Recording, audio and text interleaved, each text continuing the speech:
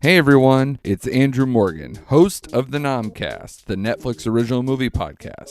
Each week we review the biggest Netflix original movies with special guests ranging from film professionals to comedians to podcasters like Johnny Ganache from the legendary Pint of Comics. Listen and subscribe to us on iTunes, Stitcher, or wherever you get your podcasts, and be sure to follow us on Twitter at NomcastPod.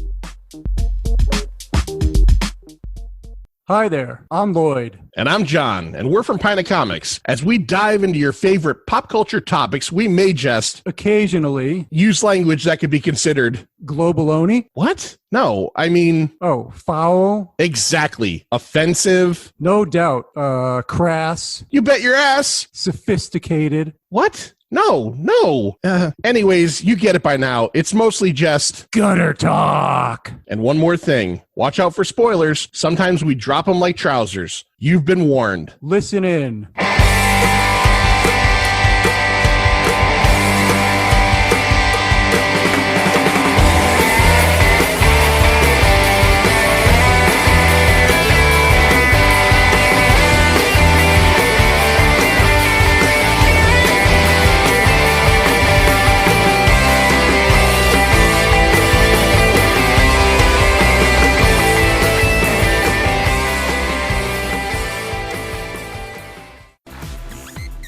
Welcome to the Pint Movie Invitational Series.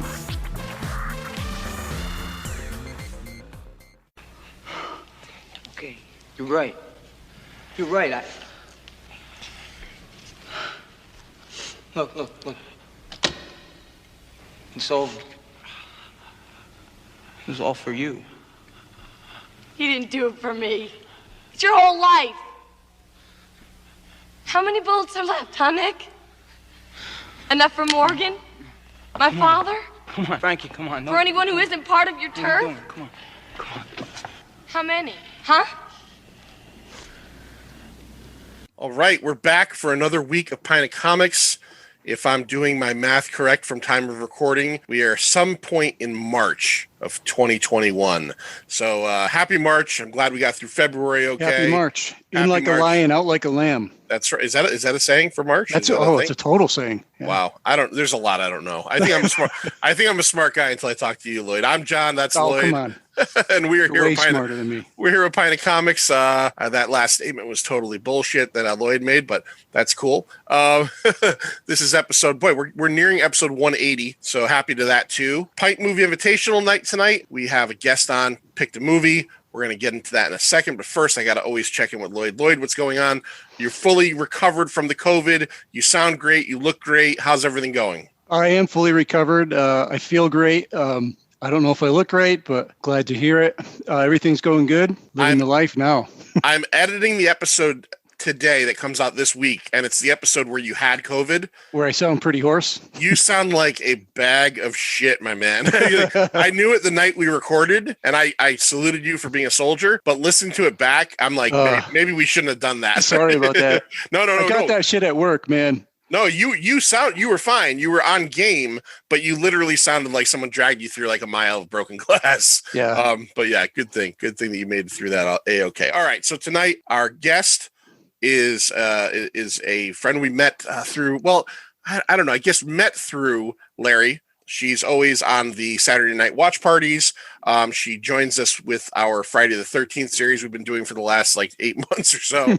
And I definitely, I've seen her at Cult Classic shows when that existed in a physical format. That's been about 7 or 8 years since that's happened. So our guest tonight is Hollie with an I-E, no Y, Hollie GoFrightly. You could find her at HollieGoFrightly.com. Now, Hollie, I got to ask real quick. I went on your webpage.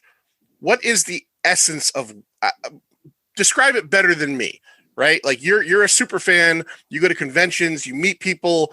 It seems like you got a lot of stuff going on the website. So why don't you explain to somebody who's going to head there what they're going to see on the website? I started off going to conventions like 11 or 12 years ago, I think. And through that, meeting a lot of celebrities, I started my own. I started off doing horror-themed energy drinks, and that got to be pretty difficult because they explode and they're very expensive to have made. But then I moved on and started doing movie themed jewelry that I still sell. I've vended a few times in a few conventions. It's just kind of like a side hobby that I have. So I think what lives on my website now is a couple of movie reviews, pictures of me with celebrities, my jewelry that I have for sale, and some of my autograph collection. It's still a work in progress, but I saw something that's very what's the word? I'm very envious of you. I think on Instagram or on Facebook at some point, you've got like a nice little theater set up in your house, right? Like an actual, I hate you for that, by the way, because that would be the one, like I have a house, I own a house, but that if someone said to me, what would you want to do? That'd be the first thing is like that kind of setup. How is that? Are you always watching movies constantly? That's the reason I bought this house. That was the big selling feature. It already existed. I forget how huge that screen is. It's the size of like a whole wall. It has stadium seating with 9 recliners in it. Oh. And the owner left me all of his DVDs and his Laserdisc collection. And most of them are horror movies. So he was a real fan and a big movie buff. So he just left me everything. I recently had it upgraded to 4K, so now I can stream stuff in there. So now I am totally living in there. But there's no reason to leave. No. There's no reason to leave. And I just put in, I glued some lights around, the stairs and stuff that I can change colors with the remote, and the lights dim with the remote control. And I bought a popcorn machine with my stimulus check. So I was just going to ask you if you bought a popcorn machine yet. Oh, yeah, that thing's awesome. I've yet to really have many people over to break it in. So popcorn for one. Yeah, it's great in there, but it's a little lonely and a little creepy not having, people in there with me. So. Yeah. Well, we're still battling through the bullshit, but we'll get through it. All right. So we invited you on. We said, what movie did you want to watch? You picked, you were indecisive, right? Everybody else, I get an answer. Okay, it might be one or this, that, the other thing, but they'll come up with one. You couldn't come up with one necessarily. You came up with 3, and you kind of left it up to me and Lloyd to vote. Now, give us the 2 that we voted down. Now, not that they're bad movies, but we voted against. What were the first 2 that you picked? Savage Streets with Linnea Quigley and Linda Blair, which is a really good one. And Back to the Beach, which is a lighter comedy, totally different vibe, a lot of cameos. There'd be a lot to talk about with that. Not a lot of people are that familiar with it. And then, of course, what we're discussing today. And that is what? Tuff Turf, 1985. All right. So on the Pint Movie Invitational, we've visited the 80s a few times. We did Escape from New York. We did The Thing. We did more than just John Carpenter movies. Trying to think of any other 80s ones. We did First Blood. So we've done a few different ones, but this is certainly we really landed in the 80s. Oh, this is an 80s movie for sure. Yeah. The Thing, Escape from New York, First Blood, those could exist in any time period almost. Yes. Tuff Turf can only exist in 1985, specifically when it came out, this movie. So if you're listening to this and you want to stop right now and kind of familiarize yourself with it before we talk about it, just go on Amazon Prime. It's a free, if you have Amazon Prime, it's free. Check it out. And so, Lloyd, before we get into it with Holly and the 5 questions, do you want to give everybody out there a real quick bumper sticker as to what Tuff Turf is all about? Sure. Yeah, bumper sticker. Tuff Turf. Well, there's a guy, Morgan. That's James Spader. He's a rebellious, intelligent high school teen from Connecticut. Yes. Who relocates to Los Angeles. He runs afoul of a high school gang. He makes a friend, and he pursues a bad girl with a psychotic boyfriend who's the gang leader with a murder boner. Yeah. And he shows us just how far he's willing to go to prove his ill-conceived love for this girl. That is very succinct, and that tells the story right there, but we're going to talk a lot more about it. First, let's go over to your 5 questions. What do you have for Miss Holly? Miss Holly. Here we go. This will break the ice. It'll get you used to us. First one's going to be easy. Crunchy Cheetos or puffy Cheetos? Oh, it depends on the brand. I got to tell you, but puffy. I'm going with the whatever. What is it? Frito-Lay? Is that the brand? Like Cheetos brand. Cheetos brand. Yeah. With Cheetos brand, I go crunchy. Ah. Okay. So you go puffy outside of the Cheetos brand. Wise. The Wise ones. Those Wise noodles. Those are my favorite. Those things really get stuck in your teeth, though. Those those puffy ones, right? Yep. But they're soft and crunchy. Yeah, Good they're stuff. good. They're good. All right, you'll see a little bit of connections between some of these, and this one's very easy as well. Ultron or Iron Man?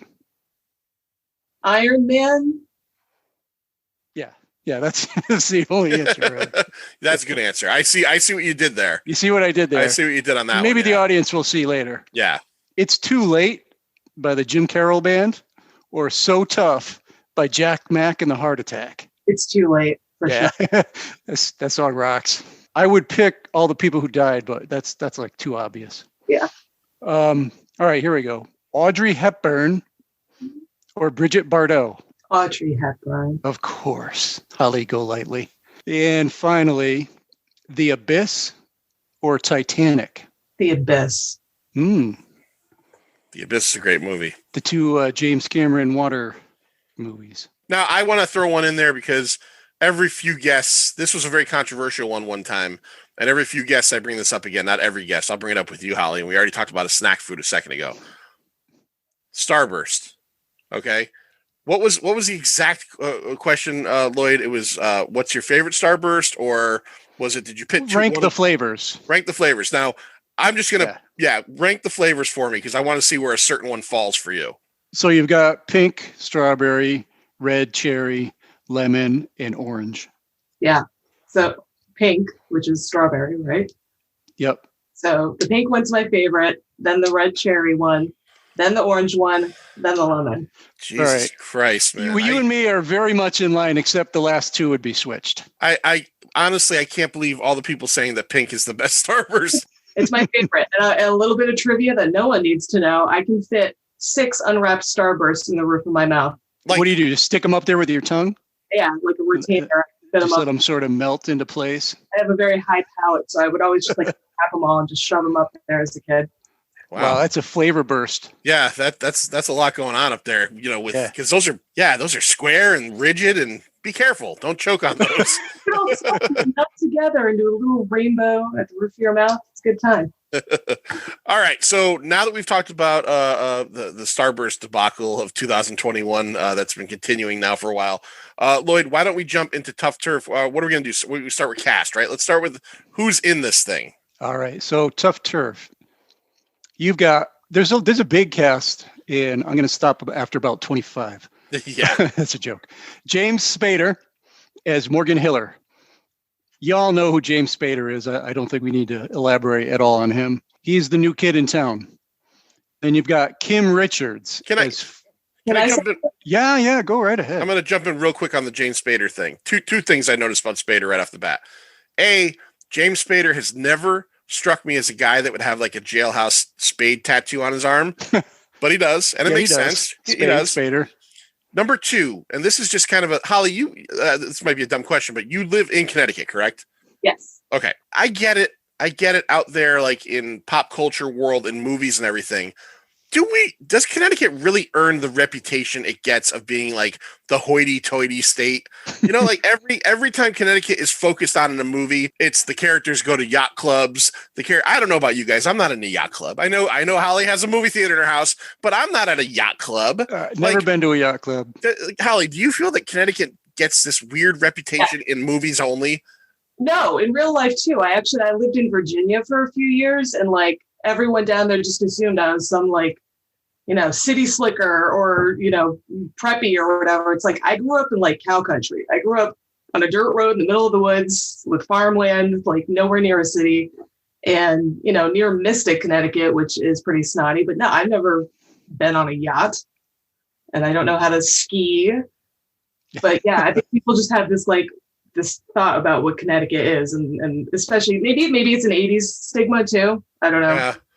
Maybe portions of Connecticut, deserve that, but the overall state, we're not like that. Yeah, I get it. Every state has their nice areas. We have, the shoreline, or maybe where a lot of like Paul Newman and people like that would go to retire. Christopher Reeve would live there. I do get it. But I kind of laughed at this one because like him being from Connecticut, Morgan being from Connecticut is focused on, quite a bit, and now he's like out in the in the dirty Cal, and they keep on bringing up he's this like Connecticut boy. I'm sorry, Holly, what were you gonna say? You had a question about James Spader. No, I was going to talk about James Spader. We moved on to Kim Richards. Did you have some info on her? Because I had a little trivia. Oh yeah, I got. As a matter of fact, I like to play these movies in the background as we're podcasting. There's playing the scene right now where they've got his bike, and Kim Richards is standing there with her long hair and her legs cocked just a tiny little bit, hands on her hips. She looks fabulous. Do we know who Kim Richards is? Yeah, so let's get into who Kim Richards is. She's Frankie Corridan in the movie. She is a socialite, an actor. You will know her from every single TV show in the 1970s and 1980s. All right. Movies, Escape to Witch Mountain, the little girl.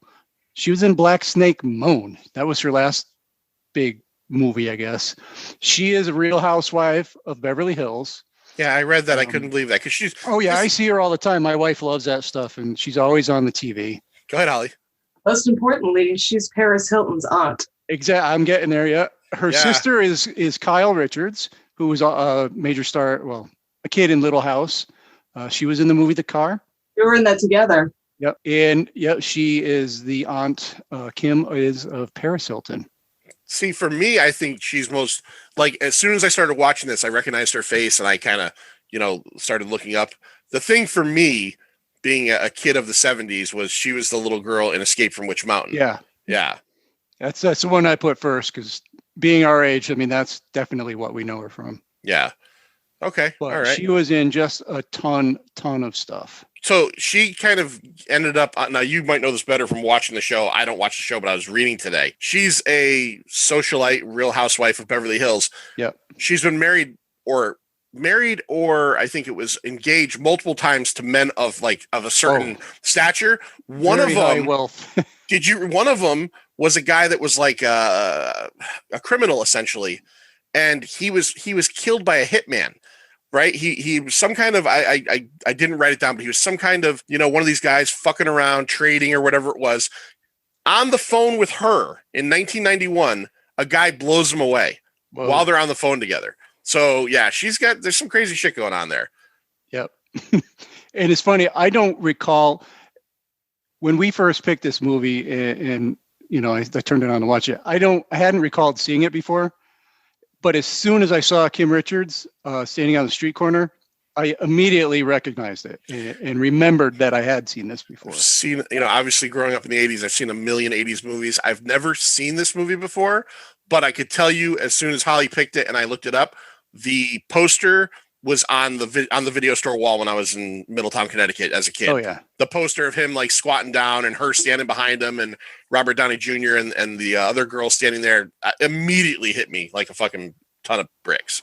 Yeah. I don't know how this one escaped me. I didn't even discover this till about 9 years ago. I watched it and I was like, how did I not even know this movie existed? Right. Yeah. All right. Who else we got, Mister? All right. So moving on, we have Paul Mons or possibly Paul Moniz as Nick Hauser. He's the gang leader with the murder boner. He was in Streets of Fire, Cagney and Lacey, and he has those amazing Klaatu cheekbones. Yeah, he's very very defined guy. He became a writer. His acting credits are very low, but like he wrote like some I think episodes of Cagney and Lacey or something like that. So yeah, I think he was more of a TV writer as his career went on, which kind of makes sense because he's kind of a one speed actor in this movie. Mm-hmm. He's just always like either rapey or angry. It's one of those two speeds all the time. That's what you get with Paul Moniz. Then you got Matt Clark as Stuart Hiller. That would be Morgan's dad. He's been around, been in a lot of stuff. He was in Candyman, Farewell to the Flesh. He was in Back to the Future 3. And lots of TV shows. Watching this movie, this guy was killing me. I'm like, I know this guy from something. Who is this guy?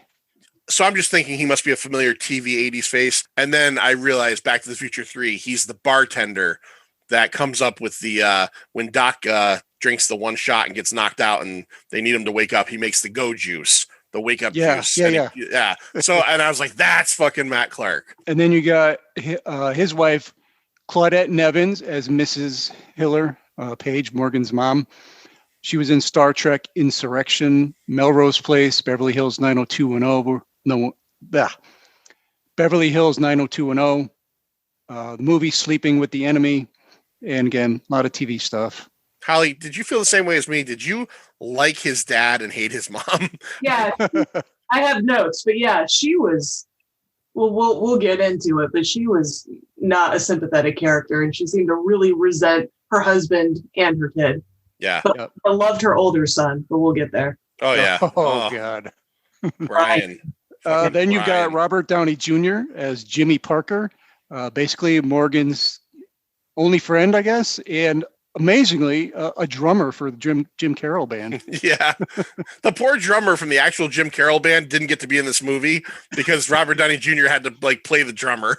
Right, Robert Downey, actually, that's he was credited. That's right. Then you've got Olivia Barash as Ronnie, who was one of Frankie's, the girl, friends.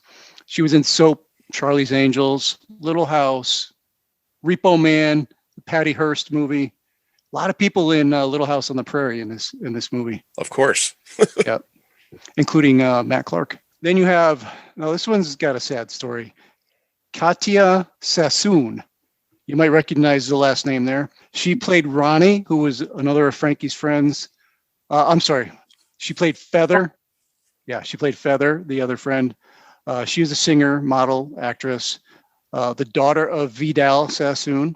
Really, really popular in the 80s. She died right after a New Year's party in 2002 at the age of 33 of a heart attack, which was determined to be induced by an accidental overdose of opioids and cocaine. Oh, boy. Yeah. Oh, boy. Well, that's sad. Family and everything claims, she was clean and everything, but bad luck, I guess. She didn't have a huge acting career, but, she was a Sassoon. I was going to say, what, you're the heir to the Sassoon Empire, lady. Yeah.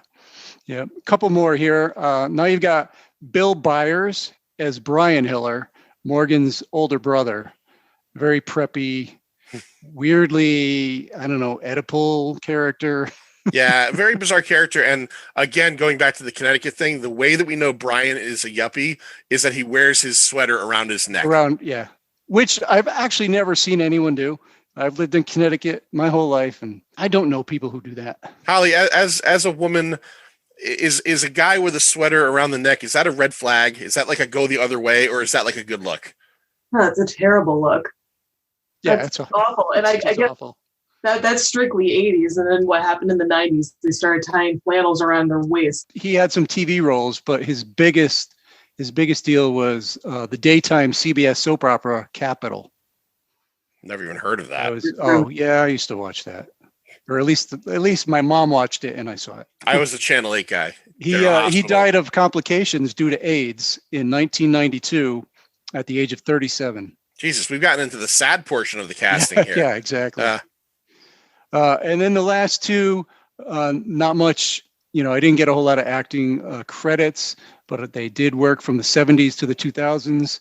Panchito Gomez as Mickey and Michael Wiley as Eddie. They were the buddies of Nick. Michael Wiley's claim to fame, I guess, he was Brad's bud in Fast Times at Ridgemont High. Oh, okay. All right. Yeah. All right. So that's our cast list? Yeah, that's it. All right. So Tuff Turf came out on January 11th of 1985. Boy, this thing just busted 1985 into the new year. Directed by the writer and director have very like strict, harsh sounding names. The director is Fritz Kirsch, who pretty much is known for one other movie, 1984's Children of the Corn. And the screenplay writer, is Jet Rink, who essentially hasn't really done much of anything else.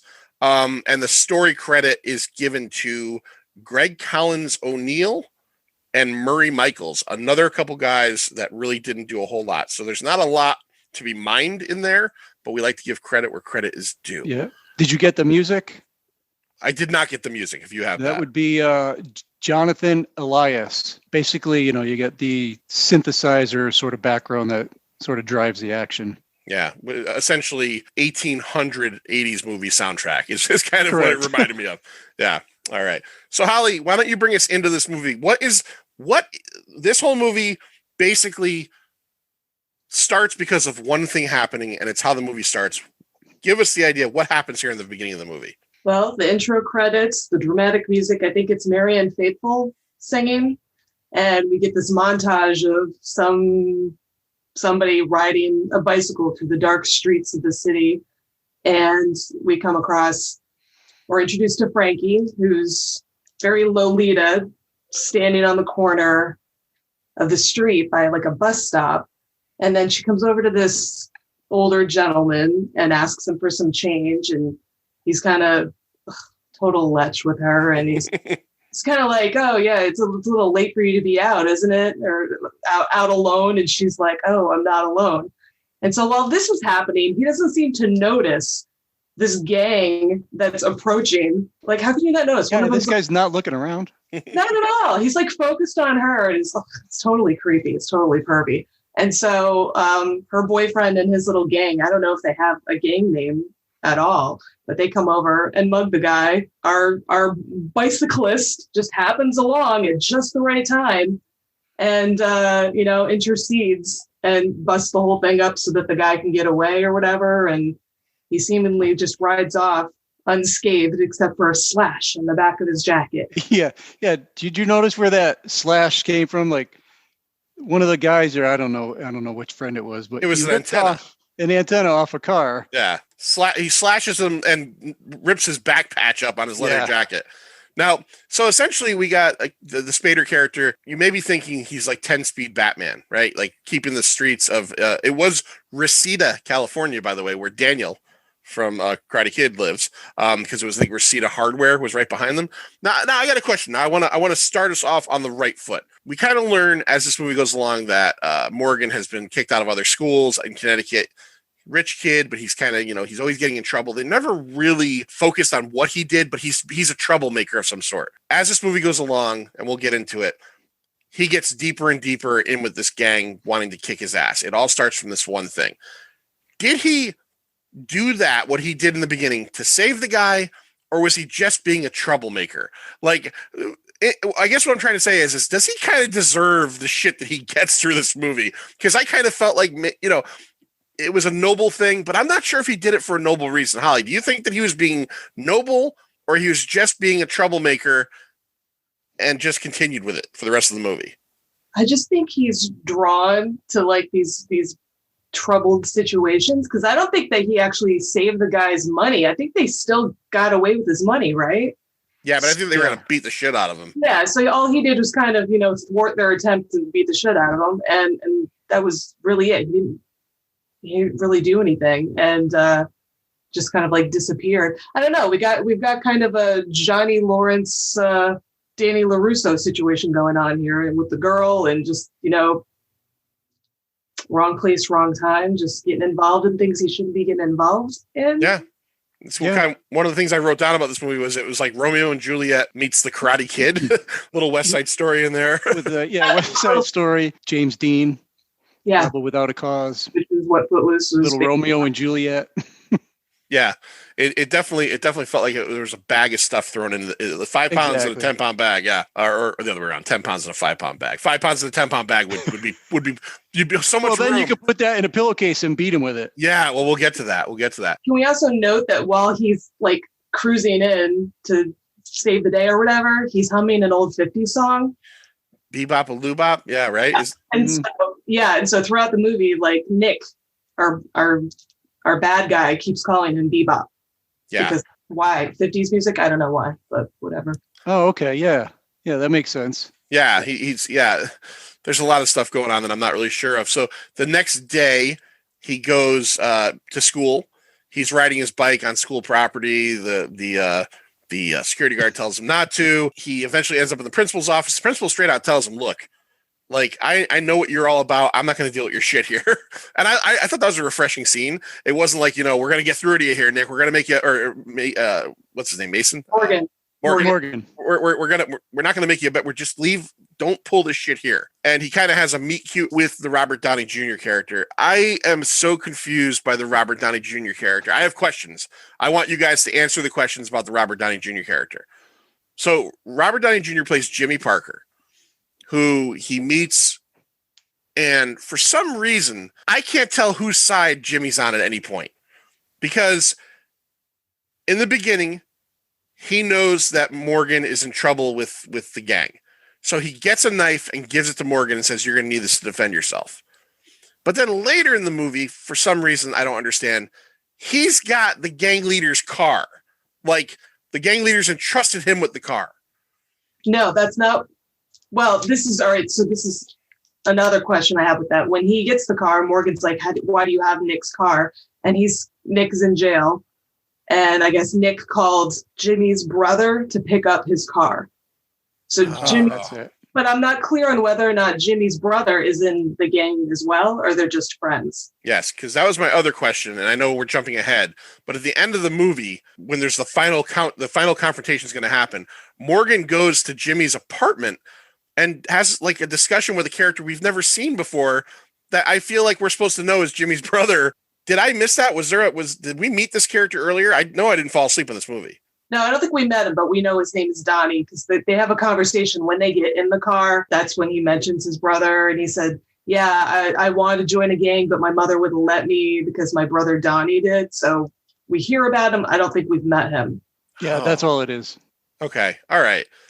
So I feel better now because it must have been just a line of dialogue I missed because I was like, why does he have this car? At the end of the movie, when he shows up with those two giant dogs, it's like, where do these dogs come from? But okay, so now Jimmy makes a little bit more sense to me.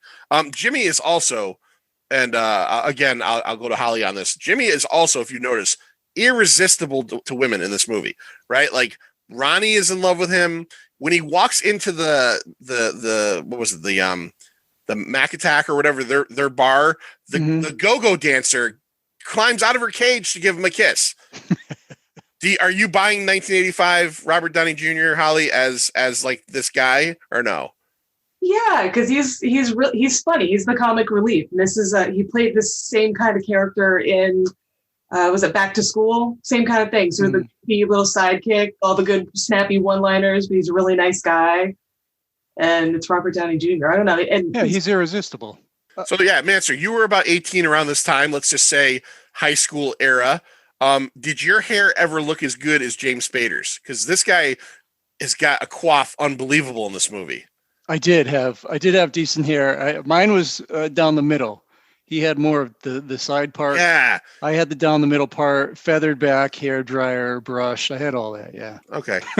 and I have one other question. I'll throw this one at Holly. This is a kind of a common trope in movies, period. But I think this one here is concentrated the most. Is there a movie in the history of time where the high schoolers are less high school age than this movie? Totally. I had the same thought. When there's actually a montage when he first gets to school and he rides onto campus and you see various teenagers with their boom boxes dancing around, whatever.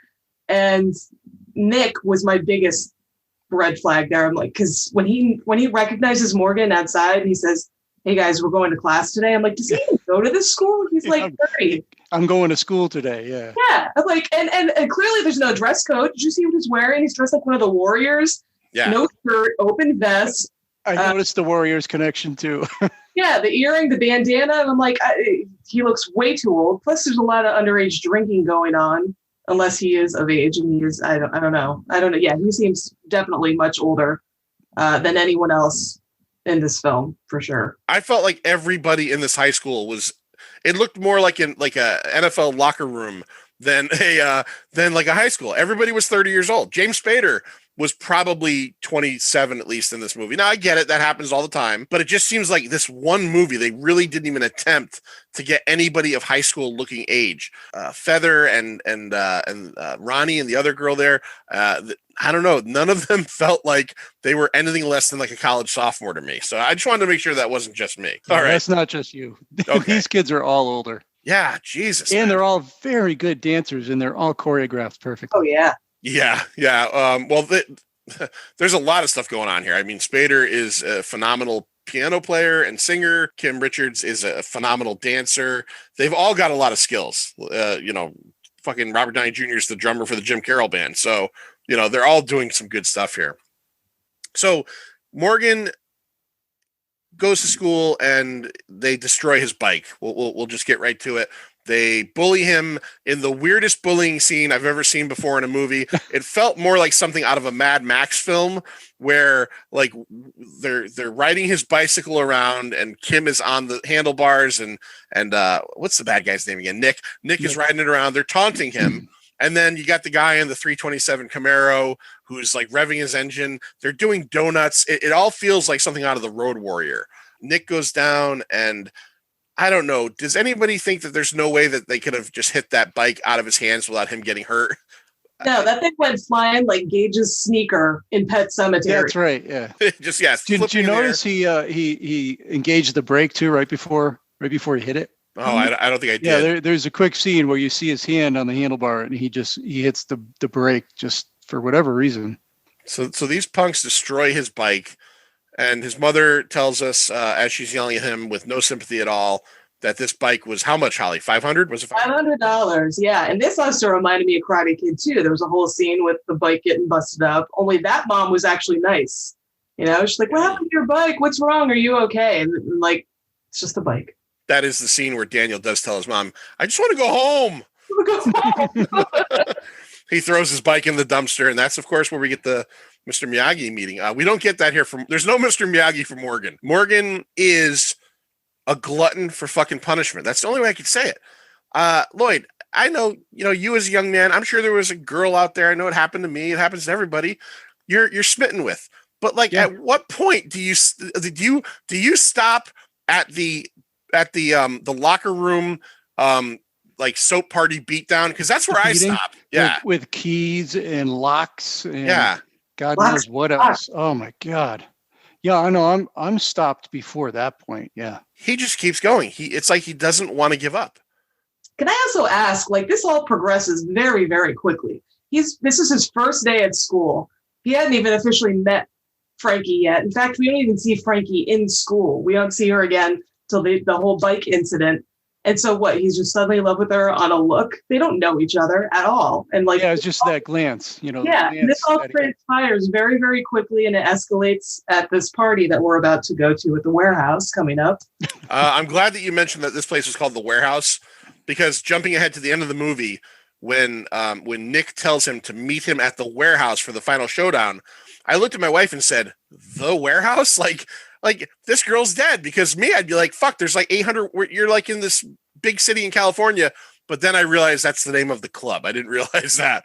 So we go to the warehouse, and we have I'll give it credit for this, a pretty good show scene in a movie, right? Like a smaller show, like a club show almost, It was actually pretty well done. The kids in the crowd looked like they were real kids in a crowd. You know what I mean? Like dancing and doing all their 80s shit.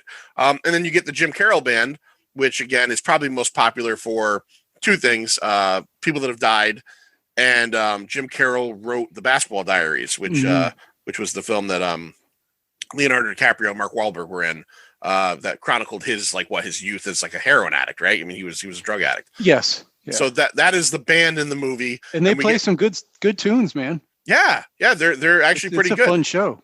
I'm watching it. I was bopping my head around. I almost got up and danced. You almost got up and started pogoing all over the place. So this scene was odd to me, because this scene felt like, I guess there's no other way to put it, and I'm not trying to be too heavy about it, but as I kind of said it to my wife, it was like a dance rape scene. Like, he would not let her not dance, like, to Morgan, to everybody. But also the crowd was getting involved in getting them together. That's what I'm saying. It's so odd. Holly, can you describe what's happening here? I had the same note about that. I said he assaulted her with choreography. He absolutely did. And you know what? She's really bad with her boundaries too. She keeps saying no. She says no to him repeatedly. She says no to Nick repeatedly, and then still allows for things to happen or puts herself in these situations. But yeah, there's the frenzy of the choreography of everyone else in that scene dancing, just like in Grease or all these dance movies that you see. So everyone gets pushed together. And at one point, he's dancing with one of the gang members. He twirls him around a little bit. Frankie gets away. And then he comments, "What are you mad at? I danced with one of your boyfriends?" Oh, yeah. Yeah. And again, you got to remember, in 1985, that's like words to kill someone over. You know what I mean? Yeah, Like, exactly. Today it's a little bit more lighthearted and we're a little more open and smart as a society. Back then, that would have gotten you stabbed pretty quickly. Yeah, it's that's a great description. Assault with choreography, because he will not, like, he's essentially forcing her to dance with him. She keeps telling him she let her go, but every time she does kind of get away, she kind of makes a half-hearted attempt to get away. But then, like, the rest of the crowd pushes her back in. It's very confusing. There's a scene And later. Nick is dancing over on the side like a regular white boy. Well, and not noticing any of this. Well, and the part that I loved about this scene was how Nick's boy kept telling him to look, and Nick is so into fucking dancing that he never looks until finally. And there's a scene later in the movie, just to kind of push ahead a little bit, where essentially, I mean, there's no other way to put it, Nick rapes her, right? I mean, I guess that's how you'd have to look at it. Yeah, like Holly said, she always says no and then lets it happen, and that was one of the most uncomfortable. That was the most uncomfortable scene in the movie. There was another one at dinner, but yeah. I mean, when she says no and no, she's very adamant. I said no. He goes for it anyway, and she just lays there and doesn't do anything. Like she says to him something like along the lines of like, we don't do it until I say yes or something like that. Right. Like they have established boundaries, but yeah, then she didn't go by that. It was uncomfortable. It was very uncomfortable. Yeah. And I think I talked to Holly real quick last night because I posted that I'd watched this and she asked me what I thought about it. And the only thing I really gave her a comment on was that the one thing that was really solid in this movie is that, and maybe it's smart writing, but like the whole idea of the Kim character is that she is not her own person. She is like literally just to be imprinted on and be property. That's how Nick looks at her. And in a way, that's like kind of, even though he's the hero of the thing, that's how Morgan kind of looks at her too. Like she's an object of his affection. Like Holly said, he doesn't even know this girl. Like, yeah. So she's a pretty blonde with like 8 feet long blonde, like crimped hair. Like, does that mean that this is the one for you? But he will not fucking let her go. And I mean, she lives in a fucking liquor store, for Christ's sakes, and he still wants her. I don't know. So yeah, so we get from there. Now this is interesting, Holly, how does Nick, because we get a little segment in the movie now where we're able to open up the relationship, which means Nick has to disappear. How does Nick end up going to jail for a few days? What happens? Yeah. So on the way that Morgan gets to the warehouse for this party is he steals some random car, some random convertible. Some Porsche, right? Yeah. It was Porsche with the keys in the ignition. Yeah, in Reseda. So he steals that, goes to the party, and then, as soon as Nick notices them dancing, he grabs Frankie and sends her home. And so she is gone. So now it's just Nick and his crew, and they jack Morgan up against the wall and steal the car. So they steal the car, go on a joyride, end up getting pulled over by the police. And I remember Jimmy says to Morgan, he says, man, he stole your car. He's like, I don't own a car. Yeah. So you cleared that up for me because I wasn't sure so Morgan did take that car to the show. Mm-hmm. Okay. I assumed that he walked there or something, and that was like maybe someone else's car. But yeah, so Nick and the guys go away to jail for a little while. And in this meantime, Morgan is able to kind of get closer to her. I want to comment on a scene that we get where Morgan sees Kim and her crew at a burger stand. I got friends. I love my friends. But I'll tell you right now, the day that my friend shoves a hamburger in my fucking face. Oh yeah. What the actual right fuck? down her blouse too. Well, okay, so the setup is that they're sitting there and they're enjoying their lunch or whatever, and Ronnie, who's kind of like the comic relief of the girls, is eating her burger. She hasn't even started it yet. Kim gets upset because she sees that she thinks it's Nick is back out of jail. It's actually Jimmy and Morgan in Nick's car. And she goes, let's go. And I'm not finished yet. She takes the fucking burger and slaps her in the face with it. Holly, are you playing that? Are you good with that? No, I have a list of why Frankie is an asshole. And that was the first thing, because she says, oh, you're finished. And she smashes it in her face. Ketchup and grease gets all over her. And I'm like, I wouldn't have followed her. I'd be like, bitch, give me another burger. So rude. But you missed something though, right before the scene when how they end up getting his car. I gotta ask this. So Jimmy, now we know his brother was supposed to pick up Nick's car because he had left it at the warehouse, and then went to jail. So he's got the car. So Morgan's just walking around minding his own business, sees the car, thinks it's Nick, and starts running for his life. He nearly kills himself trying to get away. Yep. Right? And then like he's trying to scale this this chain link fence that has barbed wire at the top. And luckily his sneakers slips. With his sweater on.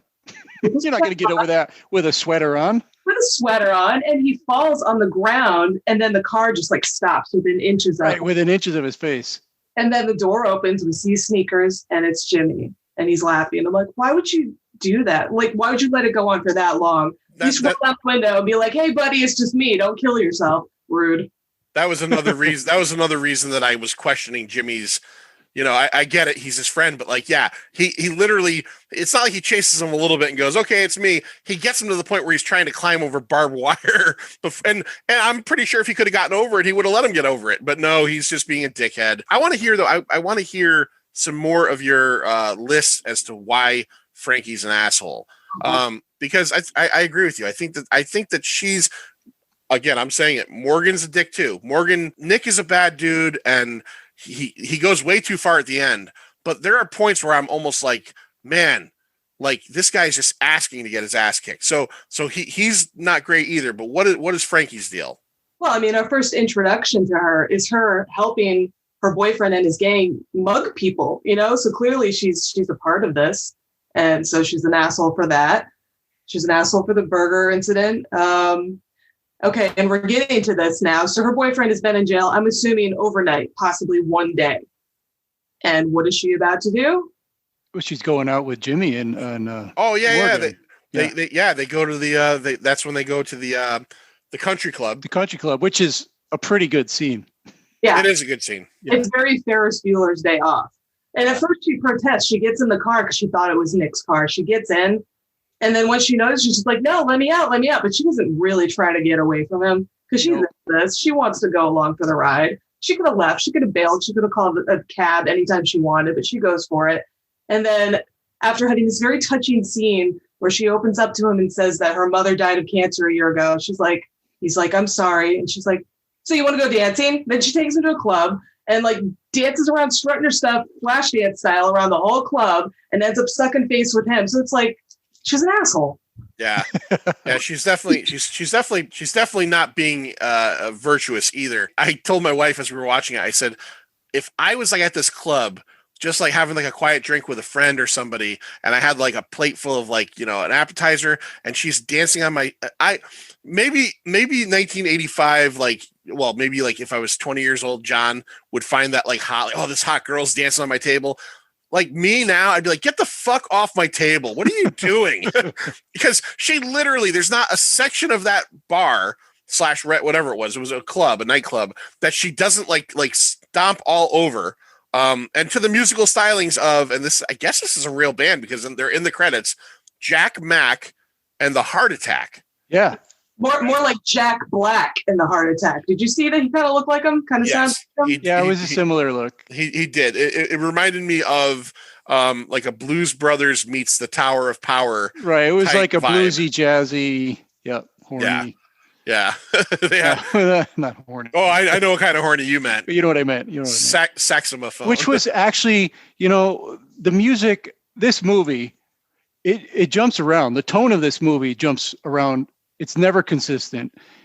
Every half hour of the movie is like a different movie from what preceded it. Yeah, I agree. And that's also indicative in the music and the clubs that they go to. You got the punk club with Jim Carroll, and then you move on to I guess you had that sophisticated band, which was actually quite funny. Hey, did you guys come here in a BMW? I came in a BMW once. Oh, whatever country band that was, the country club band. That was funny. And then you get to the Jack Mack and the Heart Attack band, yet another style of music and dancing. It's just very indicative. The movie went along the same path. Yeah. One of the things I noticed about this movie right off the bat before I started it was the length. And I thought, how can a movie, from what I'm watching, from what I'm looking at, right? Just what this movie's about.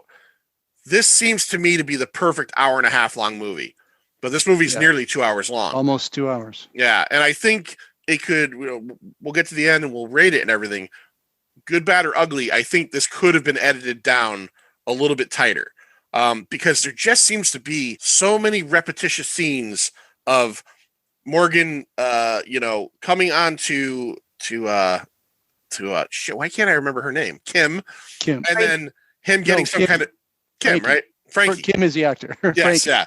Morgan and Frankie, and then some kind of retribution. And then there's no scene in this whole movie where you would think, like, after the locker beatdown, that like Morgan would take a few days off and go, like, I can see that in other movies. Like, no, I'm not going to bother anymore. But I love her so much, I can't resist. He gets his ass wailed on by those dudes, and the next day he's climbing in her fucking window, which I also found really weird. Now I get it. She lives above a liquor store. Her dad owns the liquor store, and I understand that there's in like New York, there's places like that are usually accessible by like fire escapes. There's a goddamn ramp that leads up to her window. That does not seem safe to me. Right? Holly, do you agree? Like, would you feel comfortable sleeping in a room where like there's literally stairs that lead to your fucking window? Not at all. That seems like Night Stalker invite. You know what I mean? Like that just seems is not safe. Come on in.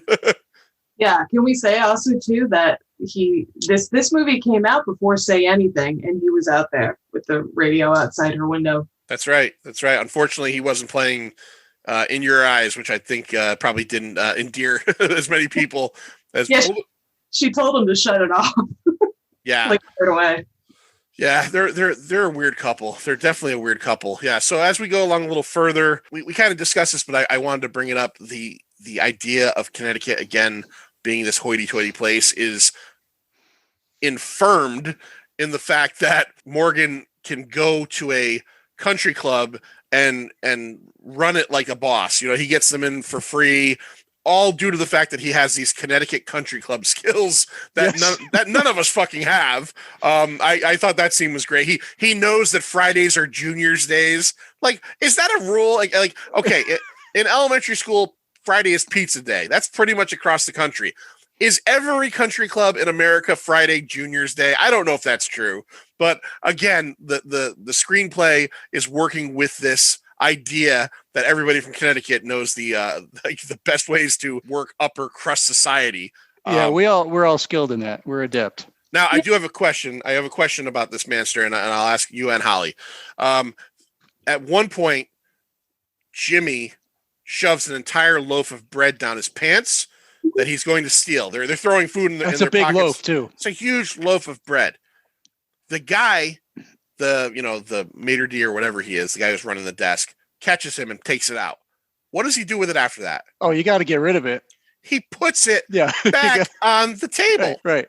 I don't care how cute Robert Downey Jr. is in 1985. I'm not eating bread that came out of his pants. Bread? No. I think it was. I think that loaf of bread was part of kind of the table display. I don't know that it was necessarily a part of the buffet, but right before that, it was very quick. Morgan's kind of trying to scuttle them out because they're about to get caught. Frankie has a giant lobster in her hand. I don't know what happened with that. Yeah, she had a lobster. Did she put it back or put it in her purse? I don't know. Her friend Ronnie was shoving stuff in her purse. And I thought they were going to get out of there, but no, what do? We have this stupid little awkward serenade on the piano. It's very strange. Yeah. Really but they each had good little scenes in there. Robert Downey Jr. and Olivia Barash, they all had their little quips that they were saying to the people around them. Yeah, they were exchanging sex tips. And was it Ronnie? Yeah, Ronnie, I believe. She's like, just blithely says to the girl, "You do swallow, right?" Yeah. Oh, yeah. Oh, that was hilarious. Yeah, I thought that was weird too, because as the movie goes along, it kind of changes tone. But I was like, I didn't think it was that. I didn't think it was this crass yet, but it has a couple moments like that. Now, Holly, if you are at a place like this, like let's just say you were fish out of water and you're at this place, what are proper purse foods? Like if you're going to put something in your purse to bring home, like a 2-pound lobster is not a purse. Purse lobster is not happening, right? No. Anything that you could sort of just gently tuck into a napkin, a slice of cake, a biscuit, maybe a sandwich. I mean, yeah, they were hoarding stuff. I mean, they weren't subtle at all. And then they didn't even split. They still stuck around for a song. Yeah. The song, by the way, was not sung by James Spader. No. It was sung by Art Carney's son. Did you read that? Paul Carney? It was I didn't Paul write Carney. down. Paul Carney. Yeah, Paul Art Carney. Carney's son of the Honeymooners is the actual voice in that scene. And I'll tell you, that was a pretty good dubbing job, like lip syncing. I wondered if it was him. It was not immediately noticeable. Not until like towards the end of the song could you tell that it was not James Spader singing. Yeah. So we also did the little makeover in the parking lot before they got in there. Oh yeah, that was good. Oh yeah, he gives her the giant sunglasses and The sweater. his sweater because again, remember a white like that type of white crew sweater gets you in anywhere, right? We know that now. Yeah, and I was actually worried Ronnie wouldn't be able to get in because as we know, she had like half of a cheeseburger on her blouse from Frankie's bullshit like an hour before, but she still got in. They pretended to be European and they repeatedly used the word fabulous, and that's how you get into a country club for free. Fabulous. All right, so Nick Reynolds. gets out of jail. Nick gets out of jail, and immediately we have good news. Holly, what is happening in Nick and Frankie's future now that he's out of jail? Oh, yeah. Well, unbeknownst to her, apparently they're engaged because he proposed to her father, then he just busts in the room with a bottle of champagne that he doesn't know how to open, which I'm assuming came from the father's liquor store downstairs. And no ring, no actual proposal, but dibs. Yeah, dibs. I don't know if that's a thing. Like, I understand the idea of asking your paramour's father for permission because that's like a long-standing thing. I did that myself. It was weird, but I did it, right? But like then you go to the idea of, hey, Holly, guess what? Me and you're getting married next week. Like, and in this world, Holly would just be like, well, I guess I'm marrying John. It's weird. Like, because she's totally, and now again, they're dating. They don't have sex with each other unless it's like almost consensual rape. So they have this really weird, strange relationship. And now she's all in on marrying Nick, except she's still going to go over and have dinner at the Hiller household. It was so weird. Yeah. And I got a question about that dinner. So they go over to the house, and we kind of talked about this a little bit earlier about the parent aspect. The father was the one who was like owned some kind of business that was kind of upper crust, right? And that's what kept them in a yacht club and all that stuff in Connecticut. And the mother is obviously very much about that lifestyle, but they're not there anymore. Father lost his business. They had to move to California. I don't know why they had to move to California. Like, does Connecticut tell you if you don't make a certain amount of money, you got to get out of Connecticut? They move all the way across the country to California. The father seems kind of very salt of the earth. Like, he doesn't seem like hoity-toity at all. He seems very cool. But the mother is, very upper crust and kind of has this demeaning attitude towards Frankie when she comes over for dinner. But one of the things I didn't get was, weren't they eating chicken nuggets? Like, was that not chicken nuggets? Because the whole thing was that Frankie was eating the nuggets with her hands, and it caused a little bit of a look down the nose from the mother. But I said to my wife, I said, those are fucking nuggets, man. You eat chicken nuggets with your hands. And there's this whole bit where she, puts it down and gets a knife and fork and eats she's eating nuggets correctly. The mother it's like when George used the knife and fork on the Snickers bar. People don't do that shit. Yeah. Or you can eat a donut like that. Yeah. Like, I don't know. That whole scene was very odd to me. Holly, did you feel that way? Did you feel like It was. And you know what? Morgan could have helped her out. I don't know what they were. Crab cakes, nuggets, whatever they were. I would have probably eaten them with my hands too. But instead, there's that awkward exchange. And then he could have helped her out and started eating with his hands too, to kind of just break the tension. Yeah, there's so much tension at that table. But the father's just smiling. Like, he didn't seem bothered by it, but the mother seemed very smug. And also, prior to her coming over, the mother did make a comment about the last girl that Morgan brought over, so she already has this just like preconceived notion of what type of trash Morgan's going to bring for dinner.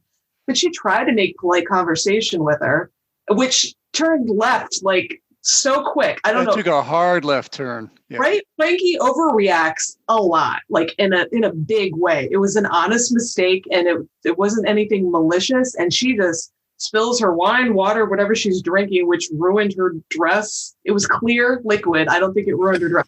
And then storms out, and she just blew it all out of proportion and says, I'm going to Woolworth to look for engagement rings. Yeah. Yeah, what time is it anyway? It's like 8 o'clock. What time does Woolworths open till? I have a lot of questions with this whole section. And you're absolutely right. The mother at the beginning of this scene with the eating the food with the hands is being a real bitch. But then when the mother says something about like her mother, then Frankie's like overreacting because how is her mother supposed to know? And even like Morgan gets shitty with the mother, like her mother died. Well, you know what? Morgan, I don't read her fucking daily newspaper. I don't know this shit. You know, like there's all this strife amongst these characters for almost no reason. And Morgan, like you said, I noticed this big time. She comes over for dinner. He's where he wants her to be. And it seems like during the dinner, he's so disinterested in her being there. Like, is he reading a book while he's eating? He's like, he doesn't even seem like he's like focused on her being there. No, that whole dinner scene totally like stalls the movie. Really, almost every scene with the family does that. Like we said before, very uncomfortable, very awkward. And you're just totally happy when they're gone and they leave. Yeah. So this is where the movie takes a turn that I didn't expect. Okay, because I see where we're going with this, and you know, yes, the boyfriend and the crew are bad dudes. They gave Morgan a pretty good beating with locks and keys and towels and really beat the shit out of him at one point. Again, bad guy's name. What's his name again? Nick sees the little dinner date at the house. He's already proposed to her. She's his property anyway, so he's pretty mad. He picks her up when she's leaving the house all upset, and they start driving around the streets of Los Angeles. He knows, for some weird reason, that Morgan's father is a cab driver in a certain section of LA, and they go there, and he tries to... how the hell does he know that? I don't know. And not just that, but like he seems to drive around long enough for his shift to start. Like, yeah, he knows right where he is stationed. Yeah. So that was weird. But like seriously, this scene, I did not see this coming at all. So he tries to embarrass Frankie in front of the father, and by having her go out and trade a watch for some change. It's a long story. The watch has some meaning. The watch has some meaning. She goes out and she ends up kind of hinting to the father that you got to get out of here because these guys are bad guys. Holly, what happens next? Because I did not see this coming. Oh yeah. First of all, Frankie gets thrown to the ground like a rag doll. Not the first time this happens either, by the way. And Dad puts up a pretty good fight. He gets some punches in there. Yeah, he was a pretty good fighter. Can I say I don't want anybody out there in listener land to be offended by this, but I almost pictured Dad saying like, you know, I used to beat the yellow man over in them, you know, you pussies ain't got nothing on them, you know, like because he does. He beats the fuck out of all three of these dudes. If it wasn't for what happened, he would have had them all. Yeah, he beats them like in a round like 2 times. And then what, Holly? And then Nick, out of nowhere, just pulls a revolver out of his crotch and shoots him twice. And I gotta ask though, like, okay, so we're in the car and you know, Nick sees the dad and he tells Frankie, oh, go ask that cab driver to, you know, for money for this watch. She didn't notice it was the father until she gets out of the car. Then she comes back, she's like, no, I can't. And he says, well, why not? And she says, well, I bought you this watch. I don't want to get rid of it. And he says, well, what's the real reason? Is that because that's Morgan's father? And she's like, yeah. And he makes her get out of the car, go do it. Were they really going to try and mug him?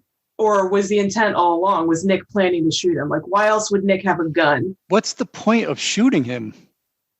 Well, I did that whole part I didn't get it. And then she does, you know, she runs out and she does tell him right away, get out of here. But, you know, it's just not nearly enough time. I think we can get to this point of the movie, especially after he shoots him. Like, I'm not kidding. I mean, you know, I'm invested in this movie as watching it. You're used to these type of 80s movies. It would literally be like if in The Karate Kid, Johnny shot Daniel at some point. Yeah. This is where the movie kind of diverges from all the other 80s movies. That's what I'm saying, is it goes from being this like kind of story about like, you know, wrong side of the tracks love with some bullying, which we've seen a trillion times in 80s movies, to all of a sudden, like, he just tried to murder the dude's dad. Like it takes a hard turn. And from that point on, Nick just is completely fucking unstable.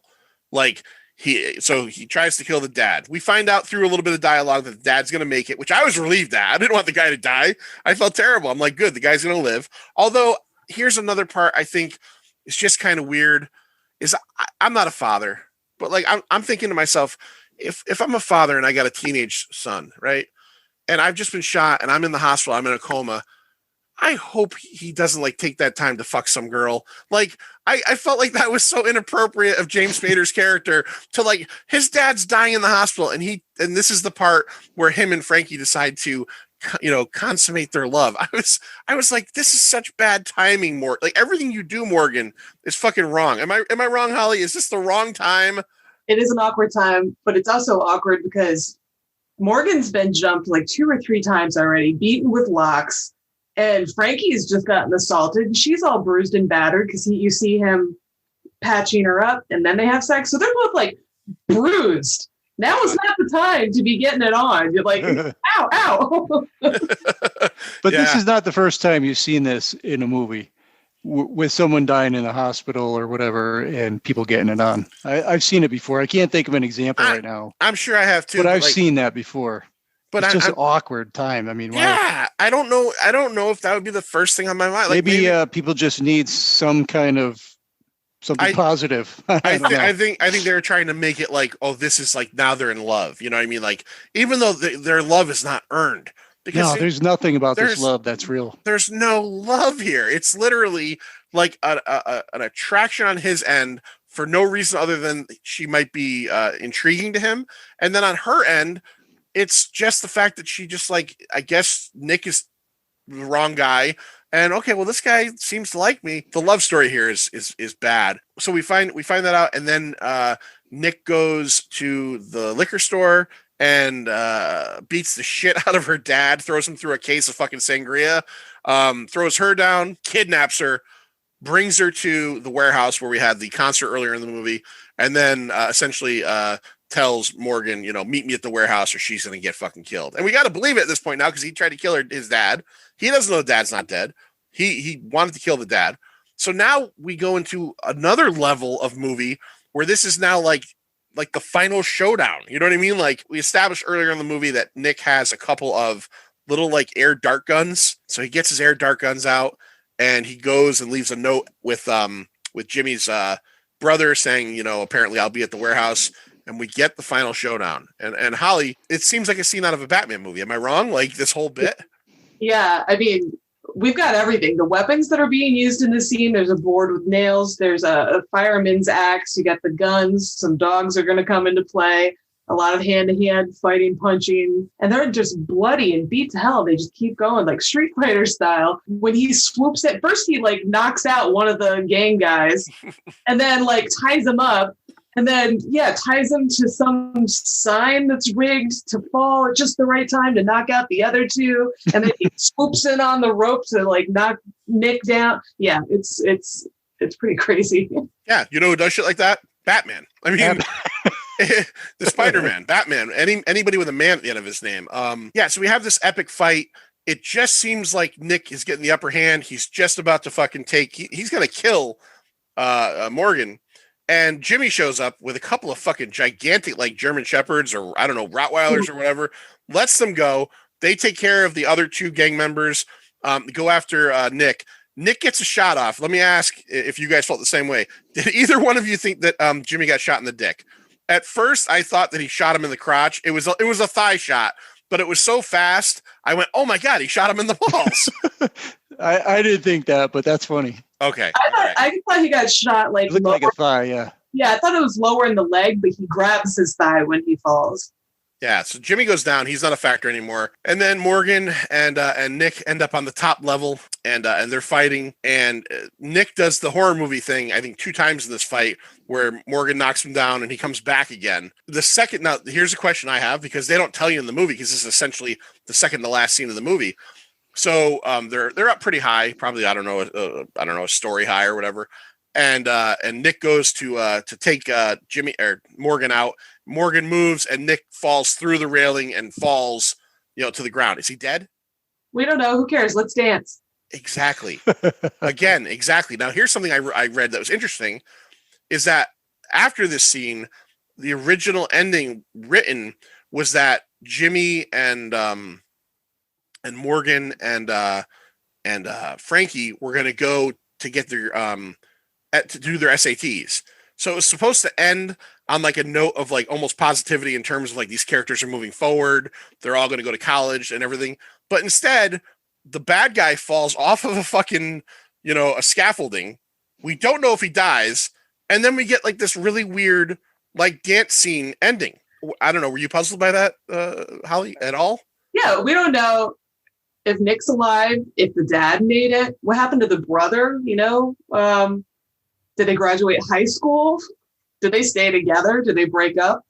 Is Jimmy okay? I guess because he's dancing. He has a cast. He has a cast on his thigh.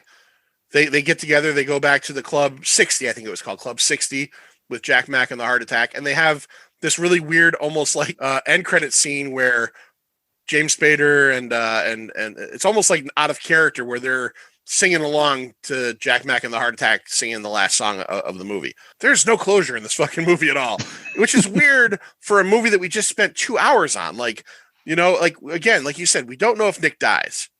I think he's dead. I think he died. I mean, and not to mention, if he didn't die, he's going to jail. He tried to murder like several people. The dad we never find out about. It just seems like there was no forward. It's movement. like an open-ended movie for sure. Right. I don't know if they're maybe they planned on Tuff Turf 2. Back to toughness. I don't know. Tuff Turf 2 Electric Boogaloo. I was going to say that. I was just going to say I that. wish I had said that. Well, we know Jimmy turned into Iron Man and Morgan. Right. And Spader turns into Ultron. There you go. we do have a little crossover there. Yeah, and apparently I read this in the trivia, but I did not see it. Apparently in one of the scenes where I think Jimmy is chasing Morgan with the car, you could see a wall with graffiti on it that says the New Avengers. Yeah, you didn't see that? I totally did not noticed see that. it. Yeah. That was kind of early in the movie. Yeah, it's outside the warehouse before they go in to see the band play. It's on the outside of the wall. Okay. Yep. All right. So that's essentially the story of Tuff Turf. Do you guys think? I'll ask each of you. I'll start with the master. Do you think that Morgan and Frankie are going to last even? Do you think there's any chance of this being a relationship? In real life, no. But maybe in this movie universe, yeah. If this was real life, no way. No, that's not lasting more than a month at tops. Hollie, you feel the same way? I feel absolutely the same way. Absolutely not, because Morgan seems to like thrive on adrenaline and this kind of thing. And I think he was only attracted to Frankie because he couldn't have her, and she was like the local bad girl. He got her. He had her. He's just a different version of Nick. Mm-hmm. God, I hope he's less rapey. Honestly, there was actually scenes in this movie that I was so uncomfortable in just because of the way that Frankie is treated, and and they kind of get into the character, and her mom died of cancer, and that must have damaged her. But like, don't tell me she wasn't like Hollie said, like some form of an asshole before that too. She, the whole scene in the beginning where she's with them taunting Morgan with the bike. That's an asshole move, So let's talk a little bit about let's rate this thing. So did you want to do the budget or any of those? Yeah. See, budget, the box office? Yes, box office. Okay, yeah. All right. Oh, before we do that, yeah. Can you guys name the only other? We already know the Avengers: Age of Ultron. The only other movie with James Spader and Robert Downey Jr. I thought there were several, but there's only one more. Spader and Robert Downey Jr. I cannot. Wasn't a Brat Pack movie, was it? You might. Yeah, it kind of. Was it not Less Than Zero? You got it. Less Than Zero. Yep. Oh, he was the bad guy. Spader was the drug dealer in that. Yeah. See, this was interesting about this movie is that this was Spader's first like top billing role, but after this he had less top billing roles, but he was like the dickhead in a lot every movie. But that wasn't before this. That was after this. So like, so he's like kind of like the hero in this one, even though he's still kind of a douche. But then he's in Pretty in Pink as the dickhead. The New Kids. The New Kids. I don't know if I ever saw that. With Laura. Yeah, he was in that. Yeah, he plays a bad guy in that with Laura. Bad Influence. Mm-hmm. I've seen Bad Influence. Yeah. And last night after I finished this movie, Amazon Prime recommended Jack's Back, which I almost watched. Yeah, it's right there. Yeah, and I said no, I'm not going to do that. All right, so let's go to box office. Let's find out what came out around this time. Let's tell you some stuff about this movie. I know we never do this, but I just want to kind of make a little point here. Tomato meter for this movie, 17%. The audience score, 59%. That's a big difference. Big discrepancy there. So just to tell you, and even in the audience, I read a lot of audience reviews. They're all over the place. Yep. And here's a little snippet from Roger Ebert. You know a movie's in trouble when you start hoping for divine to wander in and give it structure. I thought that was pretty good. All right, so I'm going to give you the weekend now. I'm going to tell you where it landed, and I'm going to tell you what was in front of it and what was behind it. This landed at, well, first of all, I don't know the budget. Opening weekend, it made $1.5 million, and the total box office was $9.37 million. On the weekend of January 11th of, was it 1985? 85, yeah. It came in first week at number 13. It did not beat Avenging Angel, which was number 10 that week. Also in its first week. It did not beat Starman, which was number 7 that week. And number 1 movie that weekend, Beverly Hills Cop, in its 6th week. Yeah. All right. It did beat that weekend. It had a bigger box office than Breakin' 2 Electric Boogaloo. Yeah. It did better than The Terminator that weekend. Where was The Terminator at? 12th week. Yeah, exactly. But still. And it did better than one of my favorite 80s movies that probably nobody knows. It's called Birdie, featuring Matthew Modine and a whole lot of Peter Gabriel music. Oh, I've heard of it. I've never seen it. I love that movie. All right. So for the year 1985, I'm going to give you the top 10 because it's a good list. Number 10, Spies Like Us. Number 9, The Goonies. Number 8, Witness. Number 7, Jewel of the Nile. 6, Cocoon. 5, Out of Africa. 4, The Color Purple. 3, Rocky 4. You want to give me the top 2, John? Of 85? 85. Number 1, I would say, is Back to the Future. Correct. Yeah. Number 2, 85. Oh, man, bigger than I would have said Rocky 4. That was huge. 85. I'm trying to think of what else came out in 85. Think of Stallone again. Cobra? Nope. No.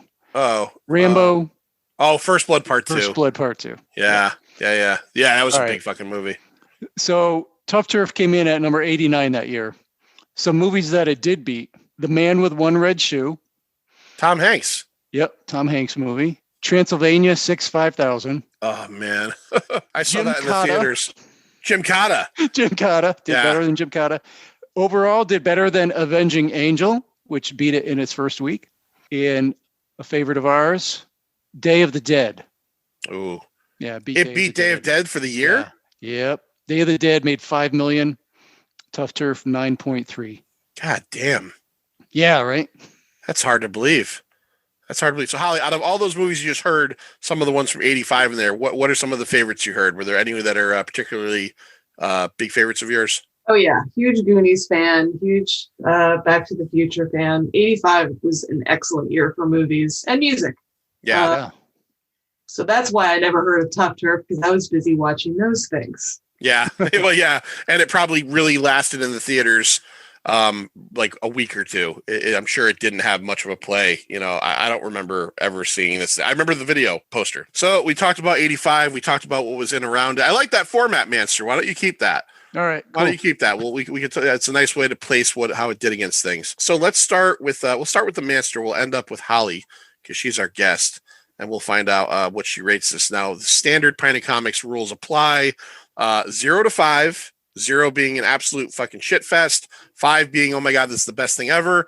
Quarter and half scale is optional. So you can say 2.25. You can say 2.75. So Manster, what do you give 1985's James Spader starring Tuff Turf? Tuff, by the way, if we haven't mentioned this yet, spelled Tuff. Yes. Yeah, they don't have time to spell things correctly in the Tuff Turf. Well, this movie confuses me. It's not a great movie, but it's a great movie that represents the 80s. All right. It actually has themes of class, right? And themes of romance. Like we said before, you've got Rebel Without a Cause. You got like Romeo and Juliet. You've got things like that, West Side Story in there. I mean, it's not a great movie. It does give you certain attitudes of the 80s. Some characters kind of implausible, but a lot of the other ones are fun. It has zero resolution. At the end, you really not even really sure where you are. It's cheesy in parts, but it is fun and entertaining. And I'm going to give it, and this is going to probably surprise you, but I'm going to give it 3 out of 5 10-speed bikes. All right, giving it a solid 3. All right, I'll go next. I want to say before we get to Holly that Holly has not only crimped her hair for this episode, Kim again, Frankie style. She also I noticed has a thin headband, much like and she's wearing the lacy gloves that we would see in the 80s. Oh, John, before you give your rating, I just wanted to say one quick thing about the 80s in school and bikes.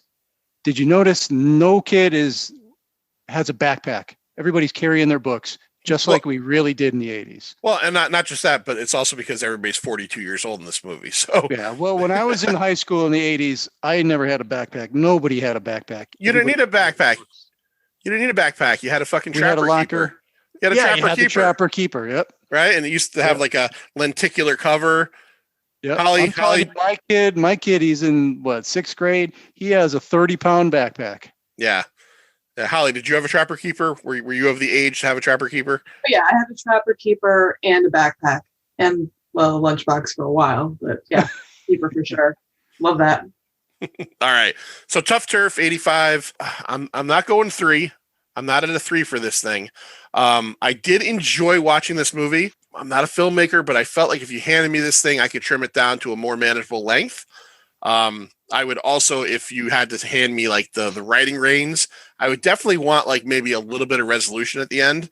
Like, let's find out what happened to the dad. Let's find out what happened to Nick. Is he dead or in jail? I mean, not that it matters, but him almost murdering the dad and then him possibly dying just adds such weight to this whole thing that the first like hour and 38 minutes didn't have, But yeah, like you said, there's good themes in it.